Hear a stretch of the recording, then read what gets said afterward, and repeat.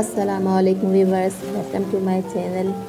आप सबको ईद मुबारक। आज हम बना रहे हैं बीफ के शामी कबाब, जो खाने में इंतहाई लज़ीज़ और क्रिस्पी बनते हैं। इसको हम ईद के लिए बना रहे हैं, मेहमानों के लिए। आप भी बनाइए। इसके लिए अज्जा लिए हैं।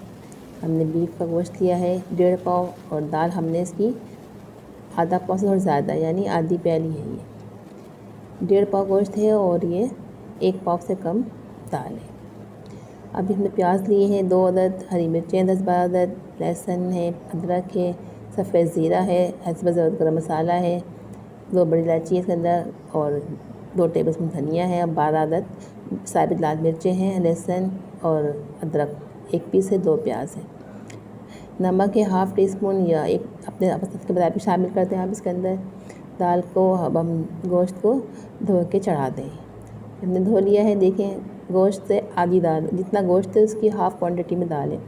उसको बॉयल कर हमने उबाल आने पे जो उसके ऊपर ये झाग बन रहा है, इसको हम निकाल देंगे। ये निकालना ज़रूरी होता है, ज़ायक़े को ख़राब करता है। इसको हम निकालने के बाद जो हमने अज़्ज़ा शामिल करने हैं वो इसमें शामिल कर देंगे। जितना भी निकलेगा सब निकाल देंगे। ये जो अज़्ज़ा हमने कट कर दिए हैं, इसको प्याज को, अदरक, लहसुन और हरी मिर्चें हम शामिल कर देंगे। अब इसको हम ढक कर गलने तक पकाएंगे। अच्छी तरह गल जाएगा तो फिर हम इसको देखें गल गया है। अब हम इसको मशीन से सिल पे पीस लें। हम मशीन से ब्लेंड कर रहे हैं इसको। अब इसको पीस लेंगे। देखो, पानी बिल्कुल भी नहीं होना चाहिए इसके अंदर, बिल्कुल पानी खुश्क कर लिया हमने। ये देखिए पानी खुश्क है। अब हम इसको पीस रहे हैं। अच्छी तरह से बारीक पीसने के बाद हम इसके कबाब बनाएंगे। आसानी से पिस जाता है। ये थोड़ा नरम रखेंगे तो आराम से पिस जाता है। गोश्त अच्छा गला हुआ। धनिया पुदीना हम कट कर लेंगे और इसमें 1 अंडा शामिल करेंगे। इसे हमने कट कर लिया, वॉश कर लिया है। अब हम इसमें शामिल कर देंगे अंडे को भी और धनिया पुदीना भी। इसको अच्छी तरह मिक्स करेंगे, और मिक्स करने के बाद हम इसके कबाब बना लेंगे। सारे कबाब हम इसी तरह रेडी कर लेंगे। ये देखिए हमने कबाब रेडी कर लिए हैं। अब इसको इस वक्त फ्रीज़ भी कर सकते हैं, फ्राई करना चाहते हैं फिर फ्राई कर लें। अब हम इसको फ्राई करके दिखाते हैं हम आपको। इसको हम थोड़ा सा धीमी आंच पे फ्राई करेंगे। धीमी आंच पर थोड़ा देर से फ्राई होंगे तो अच्छा क्रिस्पी खस्ता बनेंगे। इसी तरह फ्राई करें। अच्छा गोल्डन कलर आने पे इसको निकालें।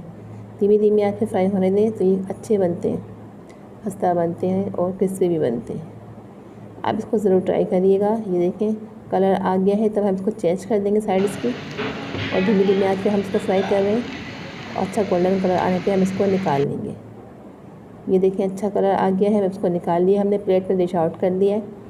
ये देखें कि हमने धीमी आंच पे फ्राई किया तो कितने खस्ता और क्रिस्पी देखने में लग रहे हैं, और खाने में भी इतने ही खस्ता और क्रिस्पी हैं।